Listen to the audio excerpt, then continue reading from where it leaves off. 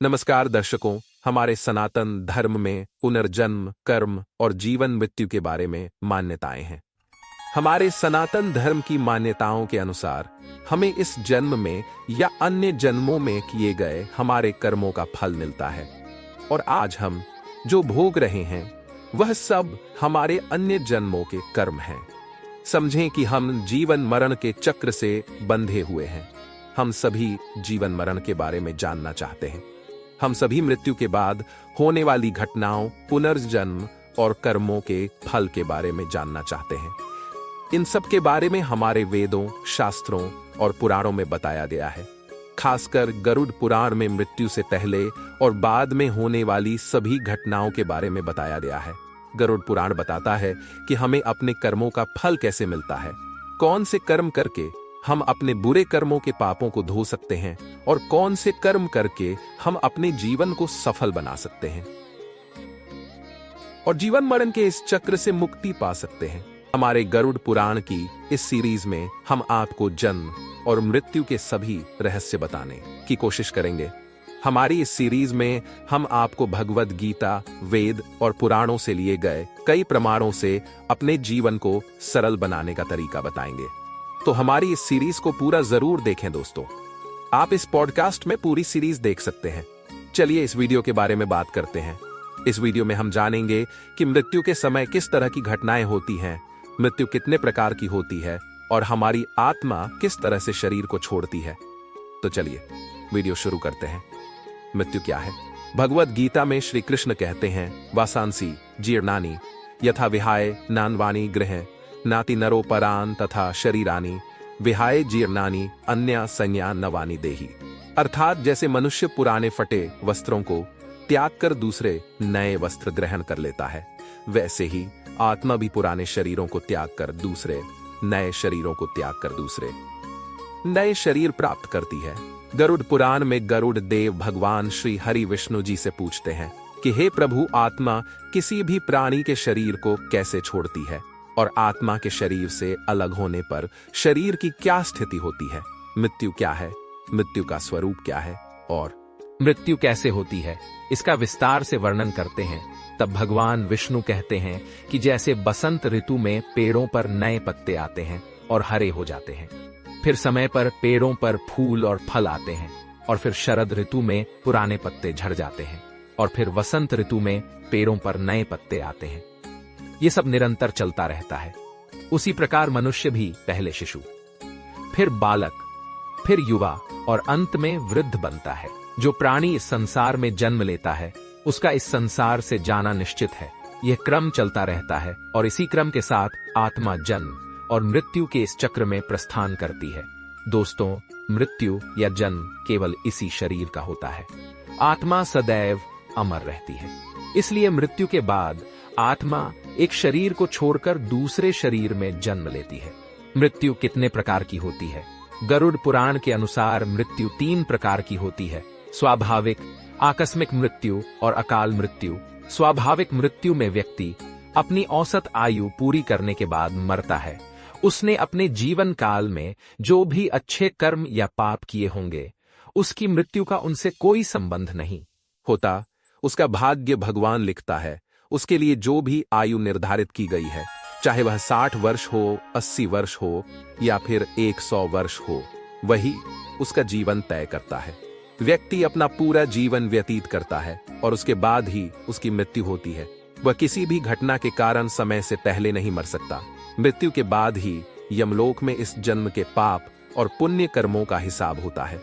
आकस्मिक मृत्यु व्यक्ति द्वारा अपने पूर्व जन्म में किए गए पापों का फल है, जो उसे अलग अलग दुर्घटनाओं के रूप में प्राप्त होता है। इसमें व्यक्ति की मृत्यु अचानक दुर्घटनाओं जैसे दिल का दौरा पड़ना, सांप या जानवरों द्वारा मारा जाना या कोई प्राकृतिक आपदा आदि के कारण होती है। कई कारणों से व्यक्ति की अचानक मृत्यु हो जाती है। ऐसी स्थिति में उनके लिए प्रायश्चित करने के बाद व्यक्ति का दाह संस्कार किया जाता है। अकाल मृत्यु वह मृत्यु है जो व्यक्ति द्वारा समय से पहले मृत्यु को स्वीकार करने के कारण होती है। यह उसके वर्तमान जन्म में किए गए पापों का फल है। व्यक्ति ऐसे कर्म करता है कि उसके सामने विपरीत परिस्थितियां उत्पन्न हो जाती हैं। और वह उनके सामने खुद को असहाय महसूस करता है और कठिन परिस्थितियों का सामना करने में असमर्थ होकर अपना जीवन समाप्त कर लेता है। इसे आत्महत्या भी कहते हैं। ऐसे मरने वाले व्यक्ति की स्थिति बहुत खराब होती है। शरीर छोड़ने के बाद उसकी आत्मा भटकती रहती है और उसे शरीर भी नहीं मिलता। इस जन्म की निर्धारित आयु के बाद ही उसे दूसरा शरीर मिलता है। स्वाभाविक मृत्यु पाने वाले व्यक्ति की आत्मा को 1 वर्ष के भीतर शरीर मिल जाता है। अकाल मृत्यु के बारे में समझने या उसका प्रायश्चित जानने के लिए हमारा यह वीडियो देखें। मृत्यु के समय व्यक्ति के साथ क्या होता है। भगवान विष्णु बताते हैं कि हे गरुड़, आत्मा के शरीर से मुक्त होने से पहले उस व्यक्ति के शरीर में कई प्रकार के रोग उत्पन्न हो जाते हैं, जैसे मस्तिष्क रोग, नेत्र रोग, हृदय रोग, पेट रोग, पैर रोग आदि। कई प्रकार के रोग हो जाते हैं। व्यक्ति रोगों से ग्रसित होकर कष्ट भोगता है।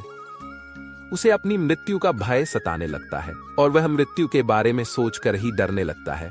मित्रों, शास्त्रों में बताया गया है कि पूर्वजन्म कृतम पापन व्याधि रूपेण बाधा दे, अर्थात व्यक्ति द्वारा पूर्व जन्मों में किए गए पाप ही उसे रोगों के रूप में प्राप्त होते हैं।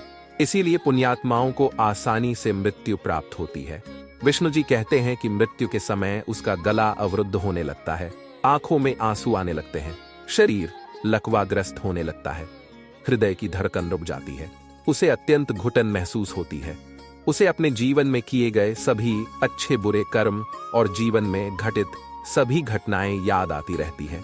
ये सब उसकी आंखों में छल चित्र की तरह आता रहता है। इस दौरान उसे जीवन भर कमाई गई संपत्ति और प्रियजनों के प्रति अत्यधिक मोह होता है, जिसके कारण उसे मृत्यु के समय अत्यंत पीड़ा और दुख का अनुभव होता है। इस समय वह अपने प्रियजनों को पुकारता है और उनसे बात करना चाहता है, उनसे कुछ कहना चाहता है, लेकिन शक्तिहीन होने के कारण वह कुछ कह नहीं पाता और पास बैठा कोई भी व्यक्ति उसकी बातों और हाव भाव को समझ नहीं पाता। मृत्यु के समय उसे हजारों बिच्छुओं के काटने के समान पीड़ा होती है। उसे मृत्यु के दूत भयानक रूप में दिखाई देने लगते हैं। उसका गला सूखने लगता है और वह चाहकर भी भगवान का नाम नहीं ले पाता। जब उसकी सांस रुकने वाली होती है तो वह सांस वापस लाने के लिए संघर्ष करता है। वह बहुत बेचैन, पीड़ा में और संघर्ष करता हुआ महसूस करता है, क्योंकि प्राण नसों से निकलकर एक जगह इकट्ठा होने लगते हैं। उसकी 5 इंद्रियां एक एक करके कमजोर होकर लुप्त हो जाती है। सुनने की शक्ति सबसे अंत में तब लुप्त हो जाती है जब मृत्यु का समय बहुत निकट होता है। जब व्यक्ति मरता है तो यमराज के 2 दूत उसके प्राण लेने आते हैं और उसके अचेत शरीर से प्राण बाहर निकालते हैं। यह प्राण आत्मा है। आत्मा शरीर को कैसे छोड़ती है? गरुड़ पुराण में विष्णु जी बताते हैं कि व्यक्ति के शरीर में 9 द्वार होते हैं, जिनमें 2 आंखें, 2 कान, 2 नासिका, 1 मुंह और मल मूत्र त्यागने के 2 द्वार होते हैं, जबकि एक ब्रह्मरंध्र है जो सिर के बीच में होता है। इसे 10वां द्वार कहा जाता है। जब व्यक्ति की मृत्यु होती है तो यमराज के दूत आत्मा को इन्हीं द्वारों से शरीर से बाहर खींचते हैं। यह सब व्यक्ति के कर्मों पर निर्भर करता है कि उसकी आत्मा किस द्वार से शरीर को छोड़कर बाहर आएगी। जो लोग महान योगी, संत, महात्मा, आर्ष मुनि होते हैं और जो ईश्वर की भक्ति के मार्ग पर चलते हैं, उनकी आत्मा स्वतः ही शरीर को छोड़कर ब्रह्मरंध्र से बाहर आ जाती है। जो लोग धार्मिक होते हैं, भागवत कथा का प्रचार करते हैं और मधुर वाणी वाले होते हैं, उनकी आत्मा मुख द्वार से बाहर आ जाती है। जो लोग सत्य के मार्ग पर चलते हैं और दूर दृष्टि रखते हैं, उनकी आत्मा आंख या कान के द्वार से बाहर आ जाती है। जिनकी विचारधारा अच्छी होती है, उनकी आत्मा मुख द्वार से बाहर आ जाती है। और जो लोग सहयोगी स्वभाव के होते हैं, उनकी आत्मा नाक से बाहर निकलती है। और जो लोग अत्यंत पापी, क्रूर, गंदे स्वभाव के, बहुत झूठ बोलने वाले और दूसरों को नुकसान पहुंचाने वाले होते हैं, उनकी आत्मा को यमराज के दूत मल मूत्र के द्वार से बाहर निकालते हैं। जब आत्मा मुंह से बाहर निकलती है तो मुंह से झाग निकलता है। जब आत्मा आंख के द्वार से बाहर निकलती है तो आंखें बाहर निकल आती हैं। जब आत्मा कान के द्वार से बाहर निकलती है तो कानों से मवाद निकलता है। जब आत्मा नाक के द्वार से बाहर निकलती है तो नाक से गंदा पानी निकलता है। और जब आत्मा मूत्र के द्वार से बाहर निकलती है तो इन द्वारों से मल या मूत्र बाहर निकलता है और इस तरह से आत्मा को शरीर से बाहर निकालकर यमराज के दूत अलग कर देते हैं। आत्मा एक अंगूठे के समान होती है जिसे यमराज के दूत पाश से बांध कर ले जाते हैं। अगले भाग में हम जानेंगे कि मृत्यु के समय यमराज के दूत कैसे आते हैं और शरीर से निकलने वाली आत्मा का क्या होता है।